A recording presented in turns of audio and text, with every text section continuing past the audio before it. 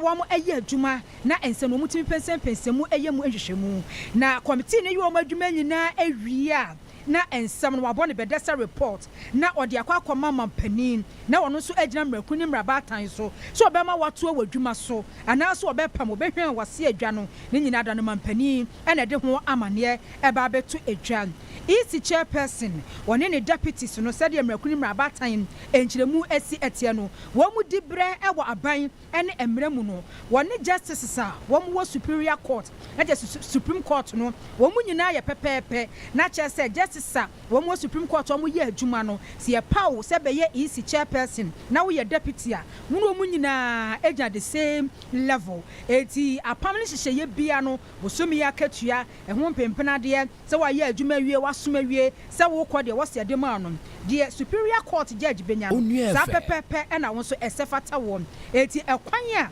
yɛfa so edi hwɛ a wɔsi adwa sɛ misbehaviour wɔdan subanbɔni bia di incompetence wudwumadi ahodoɔ a wudi no ɛnso anim na afensu kwa no ahoɔden enso ɛwɔ fam no ne ɛkyɛ sɛ yɛgyina so a yɛbɛtumi ɛde ahwɛ a wɔsi adwa enti petition baako enso yɛ akyɛ sɛ kɔɛ no EC leadership mpanimfoɔ no ɛfa wɔn ho ɛna 3 separate petitions nso ɛno nso ɛfa special prosecutor kisi agya bɛyi sɛ efiri mmere santi a yɛbɔ ne din case baako kura no wɔn a watimi awi ni kokwasa taxpayers money ɛni nti ɔno nso no mmerakuru mmeraba ate de hyehyɛ Office of the Special Prosecutor Act 2017 no ɛyɛ Act 959 no saa repetition ni bi nso akɔ ɛde ama no etini nyinaa na mampani John Dramani Mahama abɔ ne bɛdɛ yɛ a watabiri ɛde ama Chief Justice Paul Bafoboni sɛ wɔnsi nkonnwa no nyɛ mu hwehwɛ mu eti dachi bia no so establish prima facie against them ano ate abedwakuo na abedwakuo no so report ɔmo de aba na wɔn wie a mampani agyina so ɔbɛhwɛ ama ɔmo ayi ɔmo adwuma anaasɛ ɔbɛhwɛ wase adwa no dachi ɛna ɛbɛkyerɛ ɛnwuma no nsia mu no yɛne a lawyer-foɔ bɛdi ho ɛnkɔmɔ media nka ba ko bi hɔ anka ɔyɛ ne ntɛm anka bɛboa no ɛno yɛ deɛ hi Kwasi Peter deɛ yi wontu so ana montam na fi omra dia kan because adwuma no Office of the Special Prosecutor as ya de o efa so bi ani so ma ye na kian ne kin so agye mensan so de ye ne ne nkɔ 2028 sa ye ne nkɔ 2028 the mathematics because bia na ne calculator na asɛ monto bi ma no enyo no nko ana ye 2028 ye mfa ne nkɔ bi bia ana ne network o use nye de ya twesi kama parliament approve it as kan de ye kan hwe network resources a we here ni akade human resources bibia ya de ama wati ba ko wati ene ne calculator no boy so pepepe ntu anka ho asem me mo nsunsu aso de o calculator no ho so no je mensa de ne nkɔ 2020 ya tiase ene ya Chief Justice wanya ne ntem na yɛntoa so na afei yɛmfa nsɛm no nwura bambɔ nsɛm mu na yɛkɔ akɔpie mu ɛwɔ yɛ Director General de ma National Petrol Department ɛwɔ ɛyɛ activity mantemo Novel Region wɔn headquarters wɔn mu a ɛwɔ Tamale Monte so nei wɔn mu abɔmɔde agyinagyina mu sɛ bambɔ deɛ yɛade akyɛ sɛ di kan ɛwɔ man mu ɛyɛ na ɛyɛ paa na wei ɛyɛ eku a wɔn akeka nneɛma nyinaa asi ani a kyɛ sɛ ɛnɛ no yɛfrɛ mo yɛ konjinta Ghana a kyɛ sɛ wɔn mo ɛbɔ ɛyɛ asomdwe ho ɛdawuro na deɛ wɔn ayɛ ni wɔn mo abɔmɔden a ama kyɛ sɛ asomdwe ɛpɛ sɛ ɛba wɔ tifidi mantam nti ɛnɛ yi nipa mako bɛyɛ sɛ ɔha aduwɔtwe ɛnan 184 community police ɛyɛ personnel nko anagya ɛyɛ sɛ mo walogologo line ama wɔn mo nso ɛnyɛ baabi a wɔn betumi akɔ adwuma na afei bambɔ no emu ayere pampe sɛ yakoma pɛn mu ɛno akyi afidie titafoɔ motorbike yi bɛyɛ sɛ aduoson 75 ɛna wɔn mo nso asan gyinagyina mu deɛ ma police adoma wɔ mmeammea ahodoɔ bi sɛ ɛgya mo kɔ yi monye ɛmfa nkɔnkɔbɔ adwuma na ne nyinaa mu no wɔpanyin a wɔno ɛno yɛ Director General ɛwɔ National Petrol Department Novel Region mu headquarters wɔ ɛyɛ COP Mohammed Fuseni Suraje ɛna wɔde nsɛm to dwa so wɔn nyinaa yɛ ade a wɔn mo ɛyɛ sɛdeɛ bɛyɛ asomdwe yi ɛnɛ yi wɔn man no ɛhia titiw ne ɛwɔ tifidi mantam bɛtumi agyina pampe na afei nneɛma nyinaa kɔ yie na wɔkyena ka afi ɛnɛ yɛ abɔ obi tuo wɔko asia na afei tifidi mantam a tempete kwa ba ne sɛ ma ɛne nkɔdaa na titi wɔn brɛ paa na COP Mohammed Fuseni ɛde nsɛm wɔ etu dwa brɛ wɔn mo ɛde nneɛma akadeɛ ma ade hyɛ no a wɔn mo ɛde kɔ akɔbɔ adwuma yi. The Inspector General of Police says he is very grateful and appreciate the good work that Kojinta has been doing so far. And indeed, apart from enhancing the capacity of our officers on community policing, targeting violent extremism, and also ensuring peaceful coexistence in our communities. They've also gone ahead to provide appropriate structures, police stations where our men can operate, and also means of mobility for rapid response, patrols, and also community engagement. I would say that they've cooked the food and given us a bowl to eat from. Abishawe ene ensma COP eye Mohammed Fuseni Suraje wade atudwa che so wachire mfiko na no achi afa mpanya twotwo wuro nso abomoden ama wom de wom nsam atudwa we eye country director ema eye konjinta Ghana Reverend Dr. Clement eye Apingu wono so esisudua se adwumakuo no eyade a wono mo ebo homoden pa se ne manyina betimi akoyie na afa bambo no emu atimi ayire yie. The Ghana Police Service has a beautiful community policing strategy, and we do believe that if we are going to be fighting violent extremism, then we need to build the confidence, the trust of the communities of the police. And so we decided to support the community policing program with training. So we've trained about 184 police officers in community policing principles. We have provided 75 motorbikes for them for patrols and visiting the communities, and we have also provided 7 police posts. Reverend Dr. Clement Apingu wono na oye konjinta Ghana one more country director na ne krakra mu na fe abankra chepanyine obole Abdullahi Muhammad ni kasaye mu no eno no so de atudwa chese wo pie mu achivido mantemu asensema ya esie na one more ehwe tempenten kwasa asomdwe betimi aba no one more boka baburu 2 million Ghana cedis ni akiri enso wo mo nti kutame wo mo enti ja me hye da hunu sunsun bia engineer panyinfo no ababa ye eyade a one mo so wo mo asomu brane pa. I can say for sure that on security alone, we have spent close to 2 million Ghana cedis in managing it, when our common fund is just about 4 million. So what it means is that we cannot trade peace for anything, because it's a vehicle for development.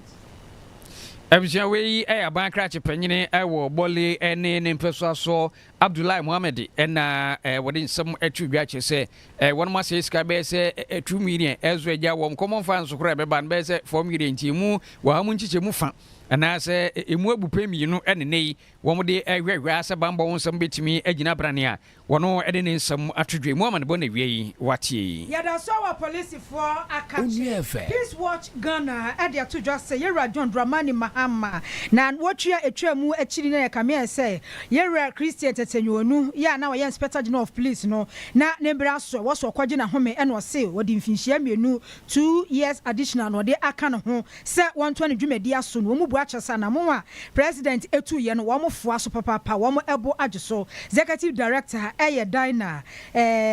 Dina Nyankopa Daniels wono ena din nsem we etudwa Diana ena odin nsem we etudwa ena wo kire se kame ye se IGP free mra ye boni din no wasom Ghana osompa by elections aba betwam bambo ho nsem ka ye nyina da yade a kire se atodin ewo mai emu ye nti choka bia nipa dodo asetena ni nipa dodo abrabo de da bi da mra ne ma hodo bi a etosini no etan cc edu ba bi a obehwe ne yate ne obi akobo ne yere ene obi atwetwe wa ha ene obi atwese kan wa ha abonefo sam kokokoso na enso ni nyina da emu no esan se IGP police adwuma mu no wasom efihie pi achenti no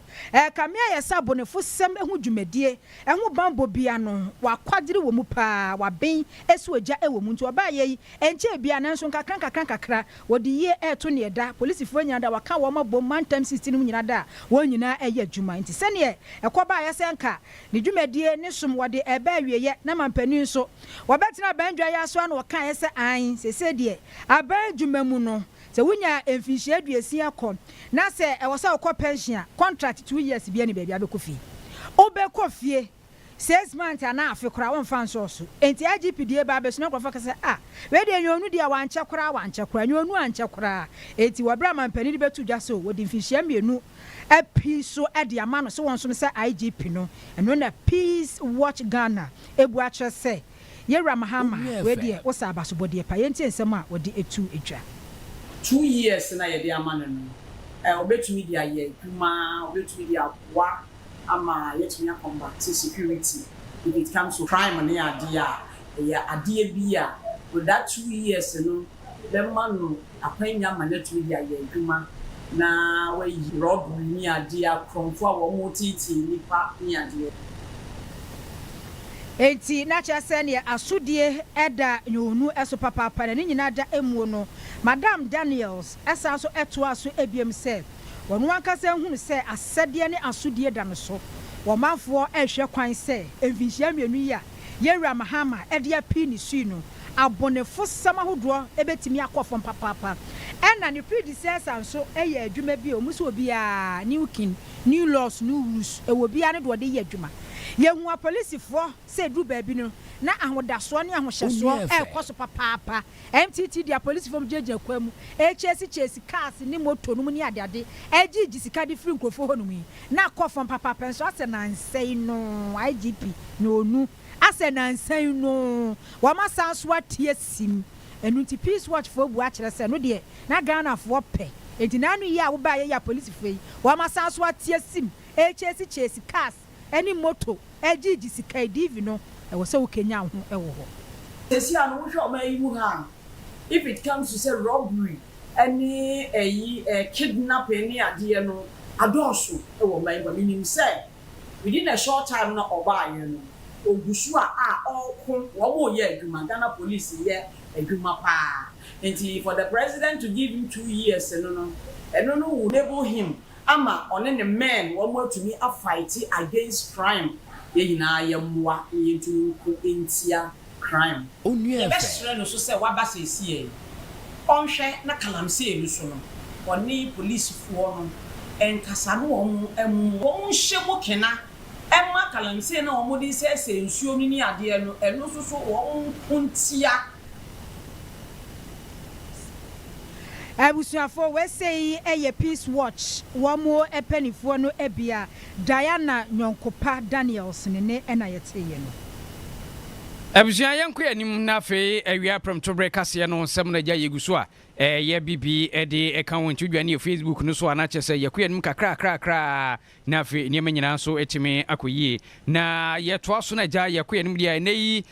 wo be se ketasha ne proye no ka bia se atia sensen nipa bibribi na ekomo ama ene mpanyinfo eguso a wo mo etwen da yurepa na senior lecturer ewo Christian Service University no ewo Asantebantima Nkrokuma Simo Reverend very Reverend Dr. Emmanuel Yechumesi Ankra na wodi atwedwe chese ene no sa anti corruption and emergency ahodo a chese de etoto akwan mu no du ba bia wo se timbomode na ye hyase ene efrisuku mu kura no ebetimi aboa na feni manyina so etimi akoyie na wodi nsem we etwedwa no wo chese ene no asuafo ne bebre won mu a chese won mu ewo school so ahodo mu a ya na won mu ebrebre mu asepa se wo mu sua kwa ebetimi afa so na katasha ne proyectu ase no ya na chese wosuru yi pa no kura so bebre na ene won so a won mu etimi eba bonten de bebo bra na feni manyina so etimi ekoyie na reference echrese ene no wo hwe katasha ne proyese ne adi kan adokoro adehye ne mpa wo mani mu a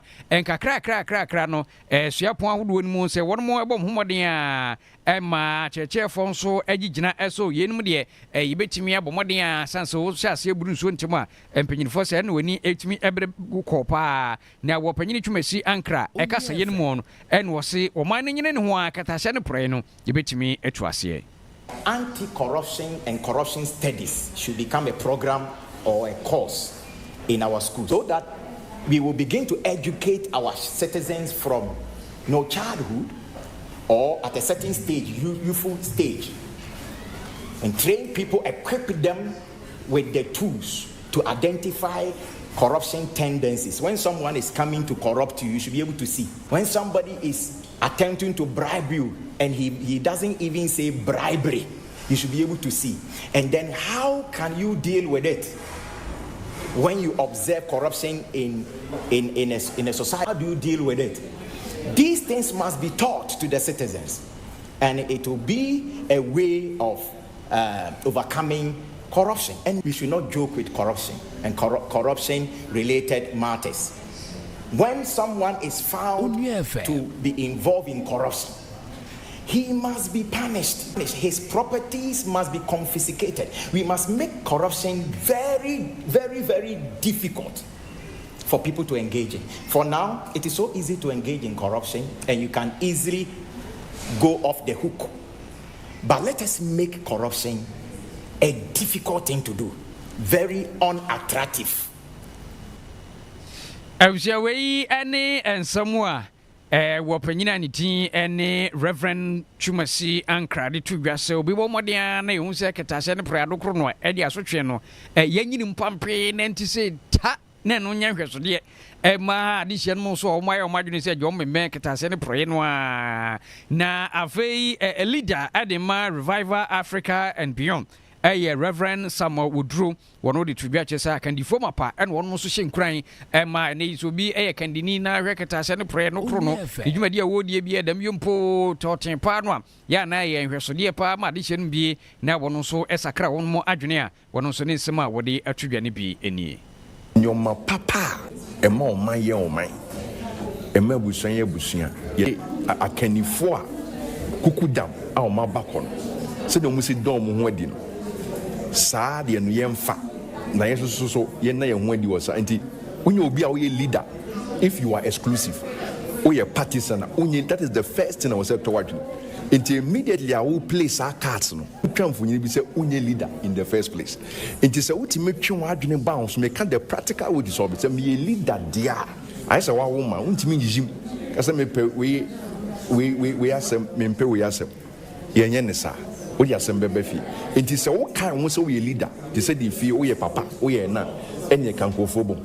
ekwan bia so no matter their political ideologies their tribal differences or skin color come bo na emu mind and Abjectway ene and some opinion for the akotudwa na we a leader edema Revival African Beyond Reverend Samuel Woodrow wono en wodi some tudwa ni na kwan a one more eddy of two some wodi ma se de be aketahye ne proye ye betimi atu ase afri omano emu Prem Tobra Cassia Bonua 95.1 year to far copiamu ewo asantemantamu. Open so 2432 what a crane brand woman and so na day. What in a drum ewo menshia and him fear. Yen that yen himself boku enchenua show. A busuya any a hinsemu a portrait manson and entoquentine abribiano na emoja egu ewo boko and an impatemu. Mentime wasi kakre be not just at the asemwa ba. Emma yadisha santimen near open so 2432. Say why ye be dada bone enei wada wuruma enti enasumduaba a wonso ani wa hempon enti boku se ne yetie bia no wugina mfimfin a wo betimi edi ye ato ne yeda na kasade ye se emaba to na de adidie esefata no watimi atoto ne manyina amenipa kro ensaka amasumdue aba enti ene no fana boku mediation ene kura na adwumaso a yede hye asantime nyina wura wotumfo se tutu ne nsa no wode eba wieye eti uba nan kopiemu ewo manhia himfi a kame ese ne babo wo mayire mu pampe policefo ne asojafo abobe ewo hono mu a wo hwe se sunsanso ebefiri mu ababia no jese ne asumdue ebetimi aba na ye kwa homa no so ye nua William Evans Nkum enano pay wogina menhia ahimfie otumfo se tutu ya otosubenu Jubilee Hall wonomo na final mediation process no koso even say we ma han na de akachire bia no fatwa so emaye yo me so Nhyriaba me no ka say de ya de se asanum yenu nyina abeduru yenuanum kusafifo aba taso na mapusifo no so abeduru ompanifo so bia ka wo mo ho eye MPs ene afi so eye atrankonya na ranman trankonya no bi omo so ewo eye bokone possible so eka ho a sabe omo so aba uhwe aposifo ene asojafo a ewa ha omo dodo no ewa animu yie pa na obibobusa se wenti ena ama omo dodo na kwa animu sa no na efa baby no obeka se ane esanse ene de twato a otumfo committee a sami omo hwese asumdie so beba boko no ene enomudi omudwumadi nyina no eba awieye enti ama as interest no ewo so yie pa ena obekai so a before say adwumadie we say so beba so no yade say na ensem bi so ba ko mienu bi asi wo mu say aposifo entimi fa metu jase bia science bi asi wo especially aso ase nipa mienu bi ebo mutu ho baboni fo bi omutu ho no wo twakan bia wo boko ensensem no wo mu say aposifo fa metu jade nanso so nipa no bi esusu say wo twaka bi na ohia aswase so ene eye menhia fikesie mu eben pa obukase ni neighboring towns enti no so ebetimi aka ho bi na sa media ama eye aposifo ne asojafo so adoso pa ewa ha mebusa aposi sahene a ono wa santemanta na be di ekira sa me ono ne da aposifo na so ne di police force no ewa ha no ene mebusa no se obetimi ama ye number sinipa police force do send ewa ha no wentimi ankase bia eye edu anase du ba ko na nmom no o ma meti asese o modos no kwasem se o mo so edoso pa aso ya fo so sa o mo so edoso pa eti Nhyriaba ta media ya de se afanyu no o ma hia enkomo no ahya ase central for the ya ma ekwan amie nwura eye Jubilee Hall ho bi ye de ye wa ha ta me ye nam tenten wa ye hwe se eye empanifo so bewi na afi so be bia abrewa enso so anase bebi a empanifo so ede poma no asi no eno so yetimi ehu na afi yato ana ide sanka no so ama yetifo ne ahwefo a omo so etie ehwe samre Evans minim sasa de nsentwefo gu akire sanso ena abusuakuo mienu ya obepiem ewo manhia no wo so akidifo anase wo dom ensu gu akire mode maso etoto fam a said ye final decision ni beko bia no wo nsenkayem no wo ma ready so on be giatum amasundua menne pani baako etwetwen koma eno no na ye nkoma eye benu nkomo chese enye se e wo se babon tene mom no si ne kasem mu a enye se ene no opemso atna se no ohwese bia we na edi kunim we na edi for dabi ne mom no ede asundwie ebeba na afei enuado a eda eye kusasi ene mapusi for no entem no eno so ebetimi asaba bio na afei so asundwe mapano a eno so beba no ebetimi ata ho afebo a profokasa perpetual peace eno ena sambi empanifo ehwese eno so betimi esinde enti omuwura mu de obia ewura mu nanso so omupie no dodo na ehwe ni mu se omipie se eye yefuru ba ko mu mba na obia so de nensa ato abasako mu na afi so omo de saa so akopie mu ewo boko na afi so nipa ewo so ehu se no kwasem se asundwi aba eye mpanifo ntem enti yeso ye wo form so ye be ma asundwi aba yentem menhia eni suade hunu no santene eni suade hunu no enti sa na yeso ye hwe ni mu se ebisi na afi so asundwi so etini aba yenuan mu a ewo boko enso so ene important mo ni adwuma ye ni se mo no nsia bre ebebo de na said ye asem no be kwa akwakogu bia no wonsa aka ni nyina na ode asom Ghana for yada se wi abusuafo William Evans Nkum ena de ekoso ewo manhia himfie said ye wo mu frase mamprugu ena kusasifo otumfo efrase ya wo mu nyina corporate no ha wo mu nyina aya sutie ede wadwen wakoma ene woti bibia ataye akire ndi enim se ene de bepiem ababia no omo ebesom ama asundwaba ne abre ene yakum nipa miensa wa ha yakum nipa nan wa ha yakum nipa nsia wa ha nyache se ne no asundwe na ye penye se bia we adipim we adifo wo kobua obibim kura o monte ase yenye yembua bem ewom enka se we ye adifo asundwe ni mu kura ne yekopenhwe bambo e wo ho yembua bambo no so kura no be ayasa no boko na so kura na ho no mo so kura bambo ma yiri mu ho no so etie di besie unim se Nhyriaba we nkonko ye se ya wie o ma chia ya te ho ase enti no your friends police for soldier for kra we ye koyi o ma firi ho so na ji so kipi o mo aji o san kipi o mo we kra ni we kra o se san de foforo san ko kan wo se de be asem ye chi wo mbe hwe se din betimi aba na ye mfa ni buru nyanwi o de esra o mo ba esra o mo ye du ba bi e be ja o mo sa o o mo ti ase ma sundwe ba because entokwa na yasa mo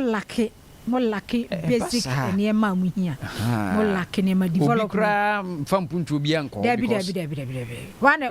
ono ba investor be ne be kire boko so okoye de ho debi mu kam ho na mu kum ho no ho no ma me de ntino e wo so mo dwen sa mo consider ene ma we nya na sundwe ba na bakonsa nsɛm yi a yɛka sɛ nnɛ wɔtumfoɔ sɛ tu aba bi ɔtekra wura ne brɛgrɛngma so ne yi wɔm ɛbɔ dwadata na afei wɔm apɛ ne poma sibire na wɔm ahwɛ kwan yɛbɛtumi de afa so yi na dwomtwerɛni de ma Ghana Peace Council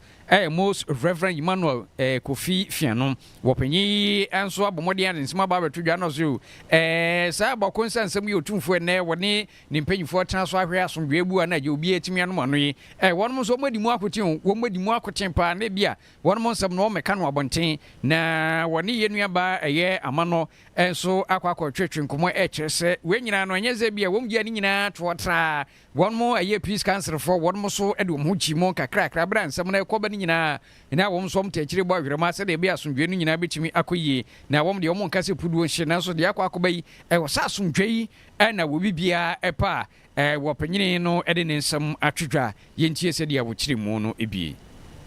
We have been negotiating with the parties separately. We have been dealing with them from the regional office, from the Regional Peace Council. They have been meeting them, trying to bring them to common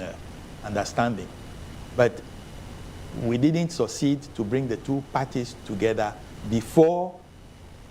the president entrusted the thing to Otumfuo. Because you have to go slowly with them. You go talk with this one, he tells you why he will not accept what has been said, so you go to the other party too. So you have to be going back and forth.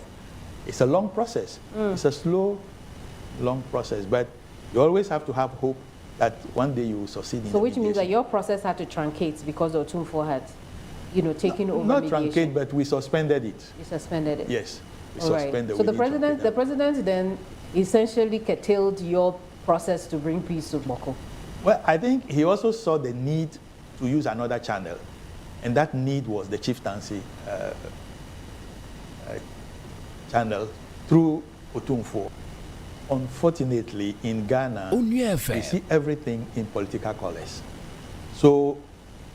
whether it is true or not, you hear people talking about political coloring in all conflicts. Are the politicians making it difficult for you to resolve conflicts up north, most especially the Boko conflict? I wouldn't say directly. I wouldn't say they are directly making it difficult for us because we work with them. We work with the politicians as we go through our processes of mediation in all the cases that we have. And we need to collaborate with them. So I wouldn't say they are, because I haven't seen had any direct interference in what we are doing. Wei wɔpanyina wɔno na redwontwerɛni de ma Peace Council Most Reverend Emmanuel Kofi Fiano na nkɔmɔtwetwe no toa so ama wɔsan kyerɛkyerɛ nsɛm bi koraa sɛ ne no kamimi ama no wɔbisa ne sɛ wɔpanyina ntie ne dodoɔ no no wɔne nso a wɔn atwerɛ petition de akoma ma mpanyini sɛ abato akɔmhyɛ adwontwerɛni na kyitafoɔ mmienu na bɛdi akyire no wɔn twɔmto akonnwa afɛ adwuma na wɔn yɛ na asɛ kokɔ asɛ adwuma nti yɛnyi tumi kora fafiri wɔn nsɛm a kyɛ sɛ bi akɔpie ma mpanyini aka kyɛ ma mpanyini nso apia ne nyinaa sɛ chief justice bɔmbɔ ne yɛ na som na afei ɛdi ho dwuma na no ɛna wɔpanyini a wɔno ɛna adwontwerɛni de ma Peace Council wɔpanyini de twidwa no so wɔno deɛ wɔnka sɛ abato akɔmhyɛ adwontwerɛni na fe na bedi akyirifo mienu no yenyi wo musan se ba na saa no a se aban bia ba no wode ne abato commission aba aban bia ba no de na abato commission aba no afi na dwomtrafo nso abebo adwuma na ne manyina koye nti yi o mana akokam ya se Ghana e democracy no eduru ba bia na ase yen hyeda anyi ni bebribia se obi yede ne bebe bia we ne dwuma ye so we de yen ho no ba ne sa gidie wo mu no na twetwe ekofom. Yes, I heard about that. What does the Peace Council think? That is the unfortunate part, that should this happen, then we are still going in a partisan way. There may have been mistakes, or they may have altered in one or the other thing. But if we go into this system of every 4 or 8 years, changing the electoral commission, especially when it is a different political party in power, then we enforce this impression of partisanship even for these offices. And that will not be good for our democracy. I see. Should this process go through against the chairperson and her deputy? It depends on the president because it is to him that they have presented the petition. He should study it together with the Council of Elders to see what is the best. Onua FM. Because if we continue to create a situation where people suspect that there are partisan nations, it will not be good for the country. Abusua wei aye dwontreni edma wo man no ne asundwe nkabonku ayate Ghana Peace Council no wo dwontreni Most Reverend Emmanuel Kofi Fiano wono ene wode sansem wi atudwa ya pim so na yakoye nim na odikro edema o manfo wo breman fosuansa nana okwan ya wotoso emiensa ena wode kokobo ensem strong one pa ena wode amane manfo wo mpatamu ho no mo se nipa da sani didi miya na ne yam kan obi da achi wa adwene to na wayo ade agu ho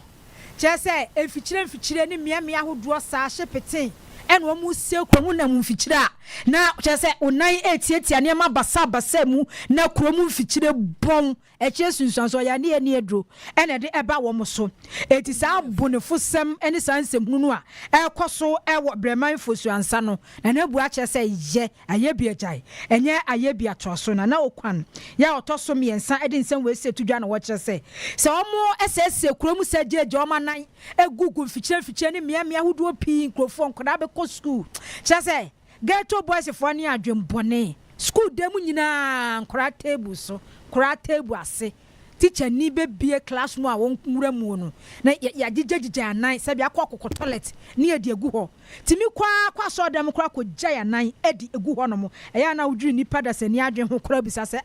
eti moja yi a se de nipa adwen sa na bi no mu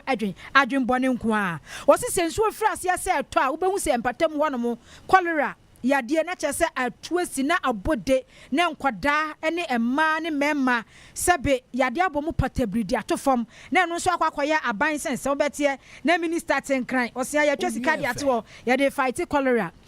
yinso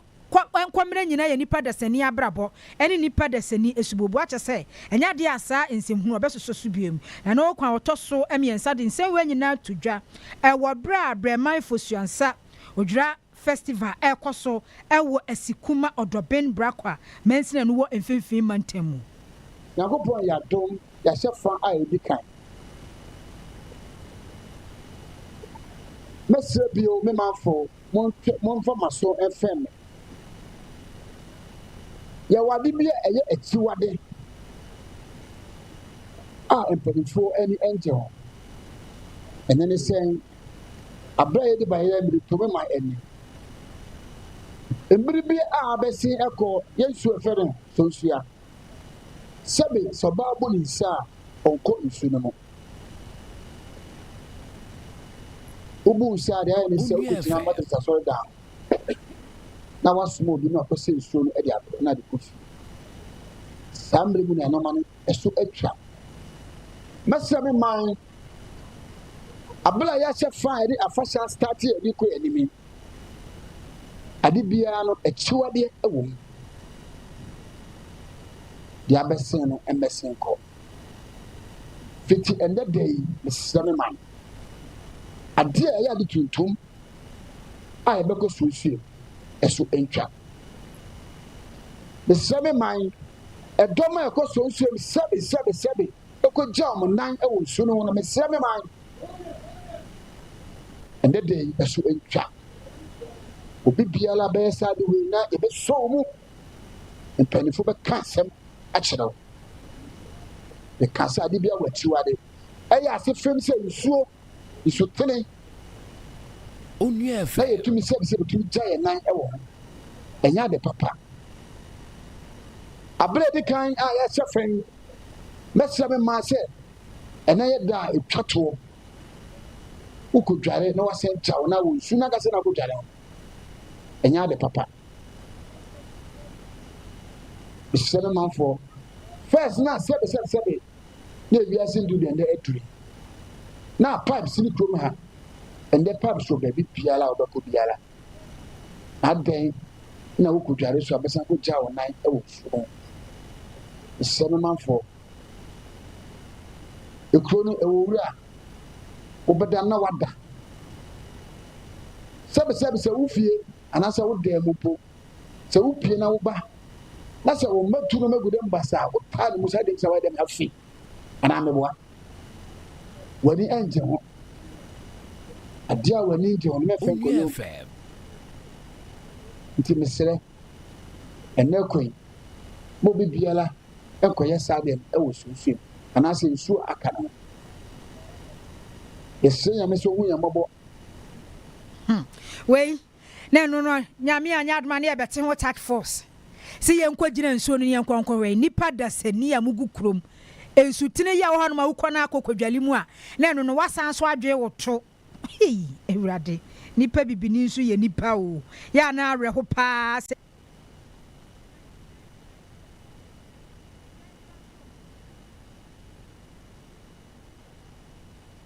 abusua na no akyei na open yɛ ɔtɔ so mmiɛnsa ɛna ɔsi kuromafo ye aba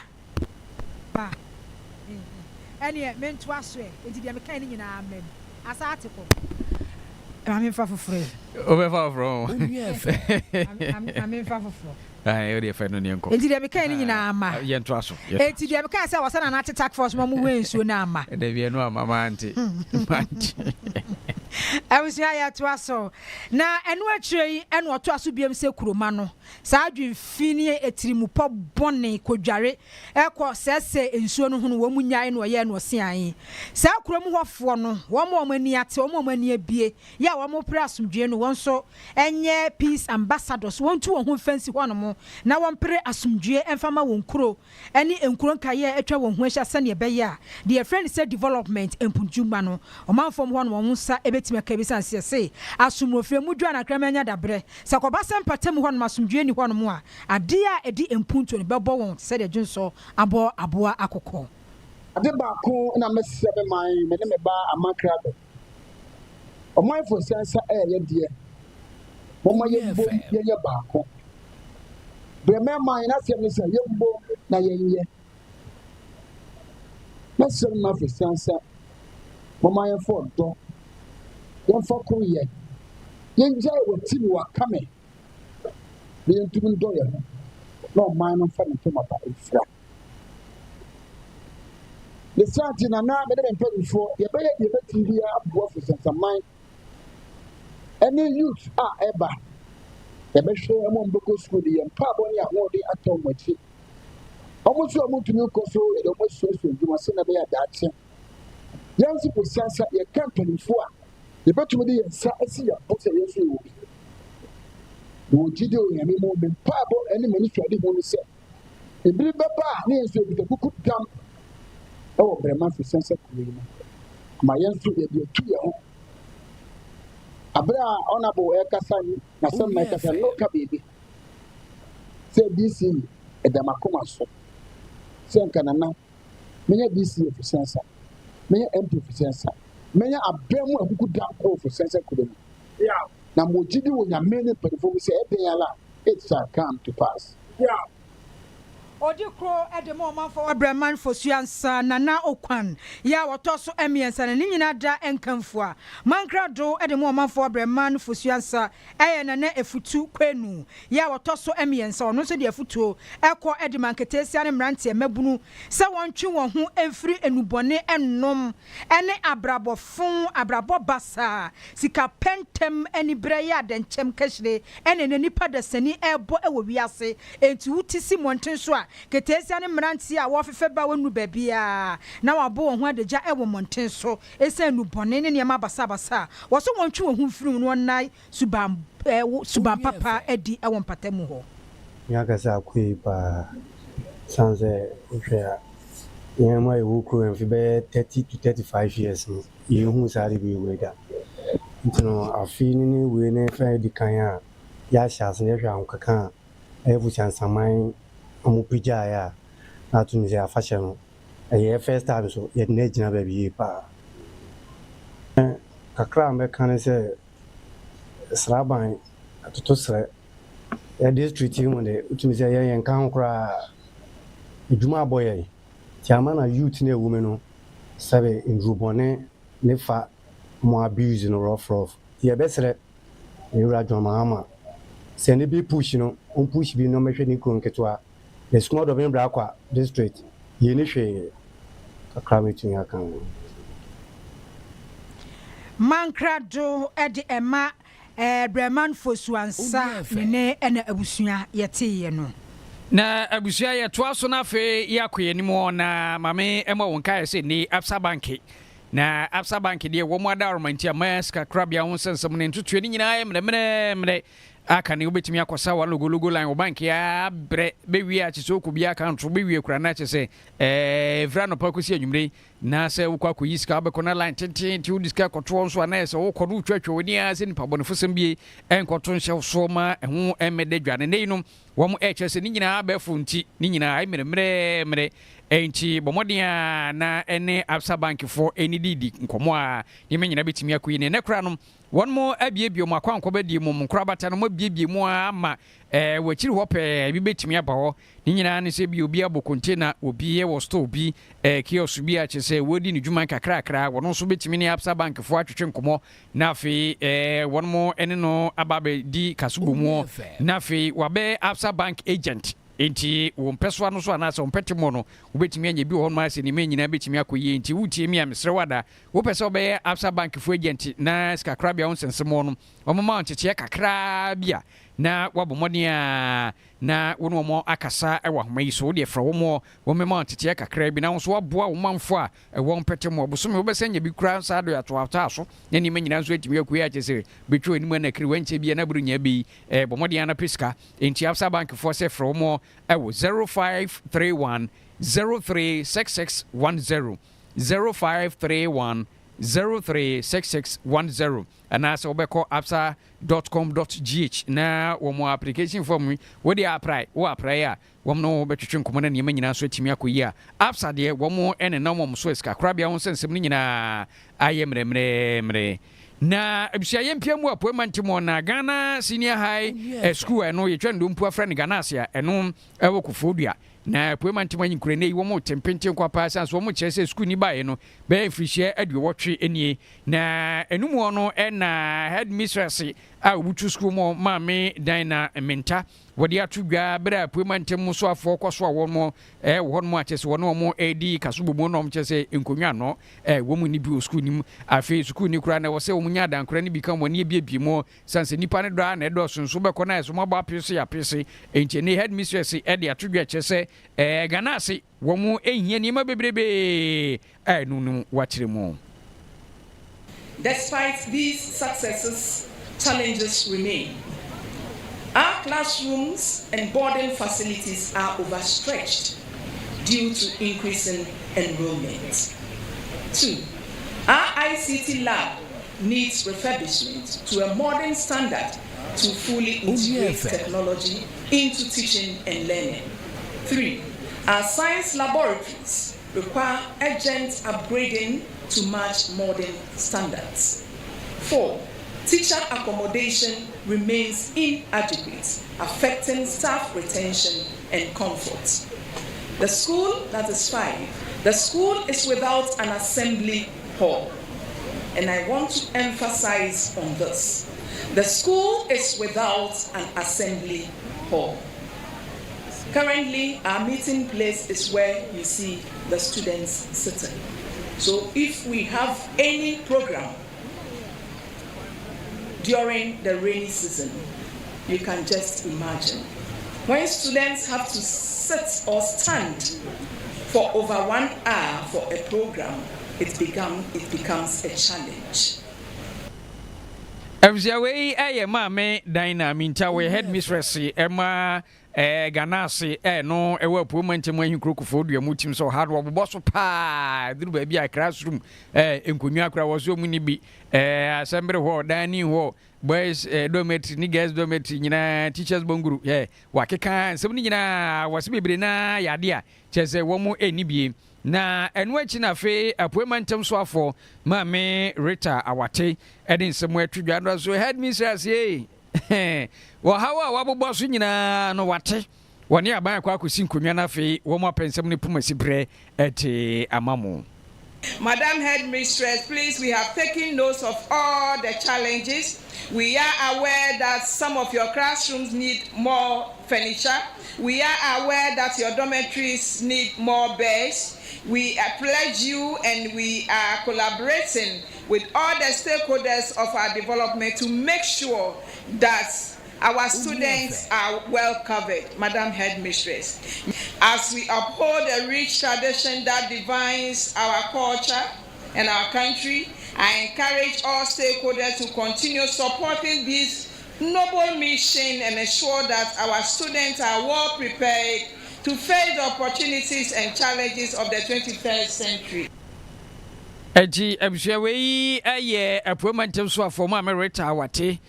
na wuti sokopie mo ewo appointment man krokufodua mo Ghana National Senior High School Ghana se eno ewo kufodua fihye na dua wotwe 80 years eno mo anya ese omkuta operation be se 3799 achese ni no how bebrebe ewo school mo no na wom de atompinye no appointment so afọ ayi ano so mo ha no obeye de ama wom but twamfo ni papa ma school no Ghana se pa any assembly hall anaze bie so na wa hu ka masa o ka se so o si omu ba on say ano ho etimi pata o si omu ni bi on so o ka ye se wo si sudua ohun wo ka si o so oposo ye ama Ghana se asem no o ka yi o si bi no headmistress o si Ghana any assembly hall now the all student association for so ye project akese mu schools no ade monte ya na ai all students Ghana because we say empani ho school for ne da so omu nimpa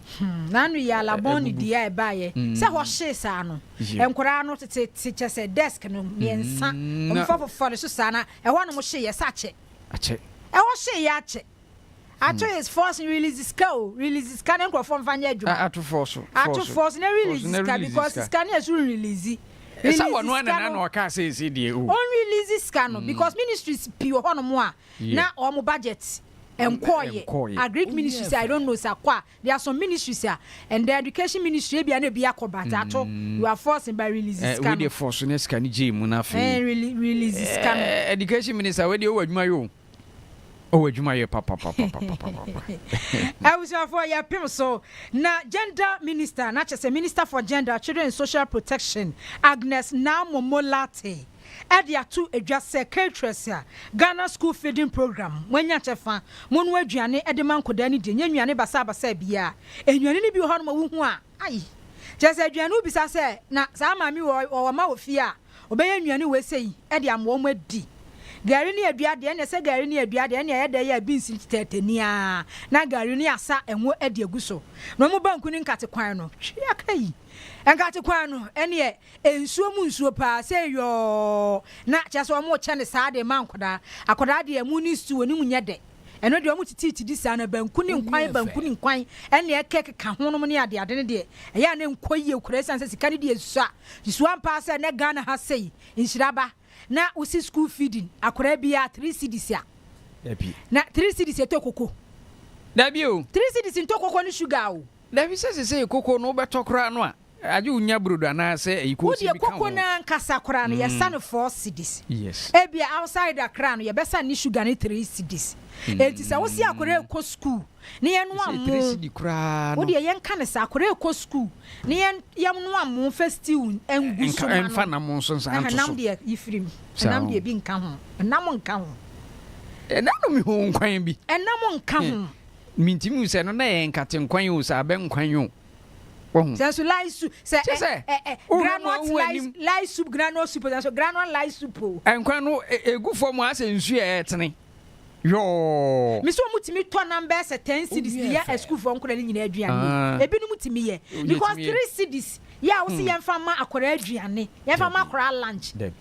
ahu eswa entino mo be amonye ne pepper preko at least 5 cedis kra yenye ne papa preko odi at least 5 cedis kra so 5 cedis kra caterers for no so ebi tiri mu ode papa panfa so boom ena chese wo mo penti wo de entie minister no asem wo kan wo so oguso a wo ba pro ehwehwe caterers no wo mu dwumedi ahodro e wo Sagnarugu municipality entie ensem a wo de atodwa Thank you very much. Let me take the opportunity to thank all the caterers, all the teachers, and everyone providing care, especially my coordinators, my national coordinator, my regional coordinator, and the zonal coordinators. So far, so very good. There are few areas for improvement, but I believe that what we have seen today is encouraging. You said so far very good. What the food they are serving the children, and from the testimonies of their the heads, I can say that the quality is good. And having interviewed one or two of the children, they also attested to the fact that they are enjoying their meals, and the variety of them they have. It's not like one food every or a week, but every day they have something delicious and nutritious that they are enjoying. They combine the one that we know, the rice dishes, with the local dishes as well. So it's good to see what they are doing with the little resources available to them. And the challenges is the uniform bowl or plates, which we've spoken to the NCE here to support provide. And so the Assembly has agreed that they are going to support, and then reusable spoons, so that they will not have to be using their hands, especially when there is low water. So these are some of the areas we want to improve on. Eti na momo latte esa so etwa so ebiem se ministry no afade ato ho so no de ene oba ye de ene o ma ya de pa NDC ba ye che secretaries ni ye aduane enkoda ne ma akwan ya pe ene o mutua edile bia amem wo so mbeto akoso ato so science we no 3 months ya wo mu ye se no o mu kodi buronya na mu ne enkora ne be ma akwan ya che se no so mu mbie school no na edem alert bafu na kira se ne enkura ne bie sko wasanso anya ska e de anu anuane amomadi. Currently there are few successes I can say with CHOP. From the top, let me say a big thank you to His Excellency John Dramani Mahama, who through his Minister for Finance, monies get released on time to pay caterers. That is the big one, because if the money is not enough, you know, His Excellency came to increase the feeding from 150 pesos to 2 cedis, which we have started implementing. And as we speak, no caterer is owed. All caterers have been paid up to date. Those cooking now, once you receive their data after they have finished cooking, they will receive their payment. That is the first improvement. The second improvement, which is very critical, is the monitoring. There's consistent monitoring. So we are not taking it for granted that we have other people there, but we are watching and reading the reports and going out there to, Abusiafania ye gender, children social protection Minister Agnes Namomola Tinti. Me kwa me kan 3 cedis no say 2 cedis. Edio. Ghana has say niema dodo sen na 2 cedis timito. 2 cedis. Is it nkate ne akekere no? 1 cedi 2 cedis. Ena asichire nso 1 cedi. 1 cedi. Ena evia. Gari nso akekere 1 cedi. 1 cedi. Enkate bawe. Enu kwa say yenkekere. There be nkate bawe ne nkate say 5 cedis no mo kekere no. Ena diempo. Agbet. Omuti ni 2 cedis. Agbet ne dey. Banchi akrakuru. Because ko container ka agbet. I know say 1 cedi. Enu so aseba ko 1 cedi. Okay. But unim say ye no aduane manko. Ba ko ye frɛ na abrewa anwe. Enu so ye dey. Adi bi I say biscuit ya den wo ka na agi kekro. Eno nkola aboni ne de ma wo. Oh, sa. Abrewa anwe no so. Ena kuri. Sanye mana. Wait we need 2 cedi atwa nya. 2 cedis pa de sa wo say. Enkura ne dosun enti 2 cedis pa per head die. Enye. Ana me kwa me ka 2 cedis die. Oh, any educator for no this yi enkwan we ya na mo ye ya mo wo mu. But I think so omunyi nkwan aduane ni mfrim. Yeah. enkwan ne de ya na nye on se akora ni enkwan aduane so na nkwala ne di anka yi o tie eno no but enkwan aduade na omo ye se enkwan eno na enye akora we mu omo nam ho no no onim se emu ni stew no onim se enye de obedi ni saa kum se teacher fo no su di bi saa omudi ni saa abe teacher fo kora nwi no omudi o obedi a hyenafu di omudi na ka twa ahenu akọ restaurant teacher for do say no show mo restaurant but so na omunye bibi fa because 2 cities they are very bad enye kura o de yem fancy wo chena yo nsem ka abusua kase ne nyina asi asede ne bi nkoma won ye wo kase bodem wo mo abadwuma pa selasi yeda ase won ode enko social media one ben won mo abadwuma pa mani manyina so etimi akoye sore pe na fe so fo aba na wabecha biri benwa na fe na de ho nyina no wode amayen akenkanfo awie yi eyeme Nhyriaba buodu awie mene nana ma eja kon ye de mu nyina ase ema monitie